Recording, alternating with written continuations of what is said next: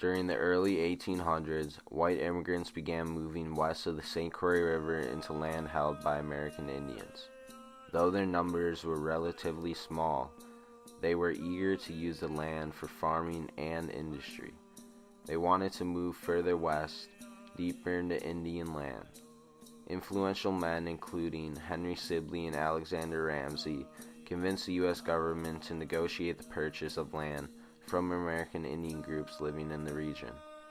Through this transaction, Ramsey and Sibley also hoped to recoup debts that fur traders claimed various Indian bands owed them.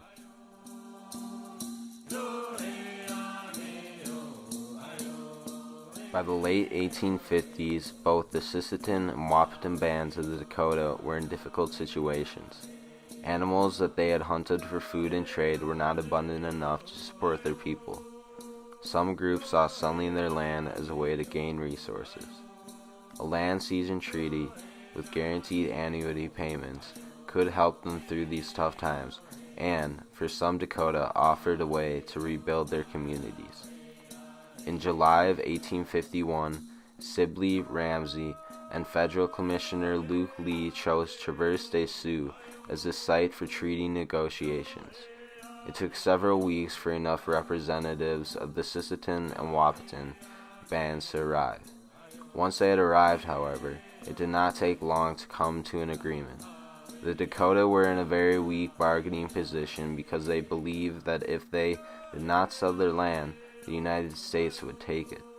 Negotiations took several days, and some Dakota leaders initially resisted the demands made by the commissioners because they asked for so much.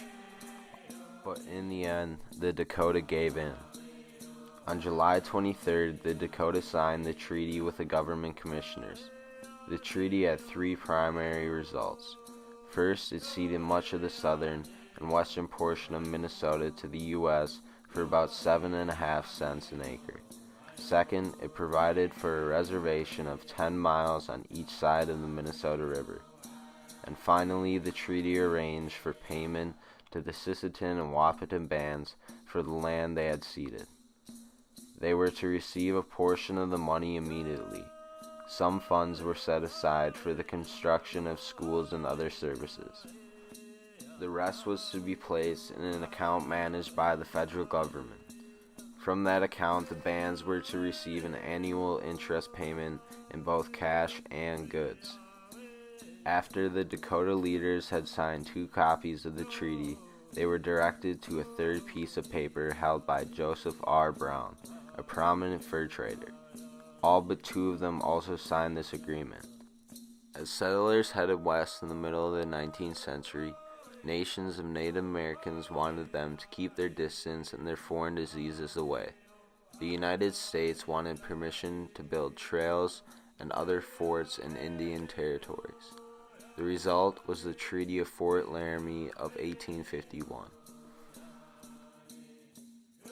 The Fort Laramie Treaty of 1851 was signed on September 17, 1851, between the United States Treaty Commissioners and representatives of many tribes. The treaty is an agreement between 9 more or less independent parties. The treaty set forth traditional territorial claims of the tribes as among themselves. The United States acknowledged that all the land covered by the treaty was indeed Indian territory and did not claim any part of it. The boundaries agreed to in the Fort Laramie Treaty of 1851 would be used to settle a number of claims cases in the 20th century. The Native Americans guaranteed safe passage for settlers on the Oregon Trail and allowed roads and forts to be built in their territories, in return for promises of an annuity in the amount of $50,000 for 50 years. The treaty was also supposed to make an effective and lasting peace among the 8 tribes. The United States Senate ratified the treaty, adding Article 5 to adjust compensation from 50 to 10 years if the tribes accepted the changes.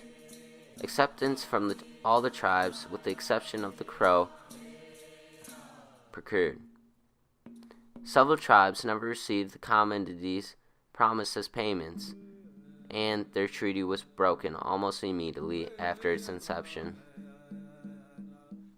In 1858, the failure of the United States to prevent the mass immigration of miners and settlers into Colorado during the Pikes Peak Gold Rush didn't help matters any. They took over Indians' lands in order to mine them, against the protests of the Indians, and founded towns, started farms, and improved roads.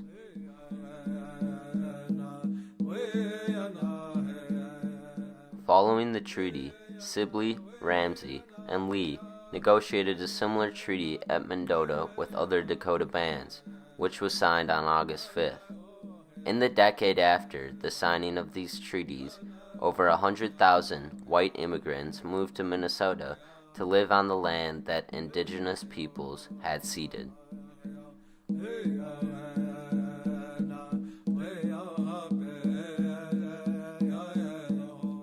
From 1850 to 1875, there was an enormous extermination of buffalo herds by sport and hide hunters. This greatly affected the Plains Indians' food supply and their ability to survive.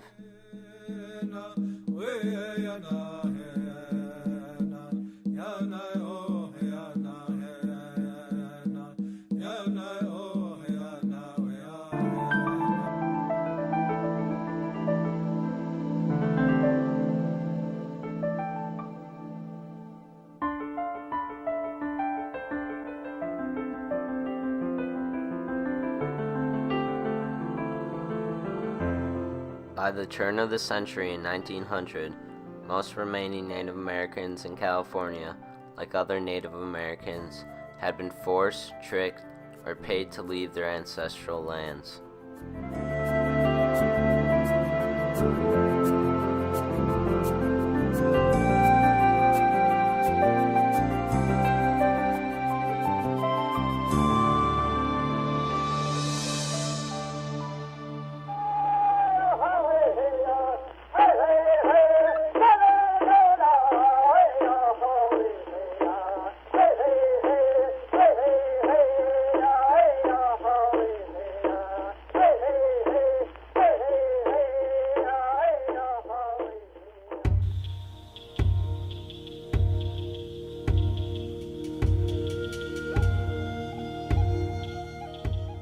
Some chose to live on the few California reservations that were created by the U.S. government starting in the 1890s.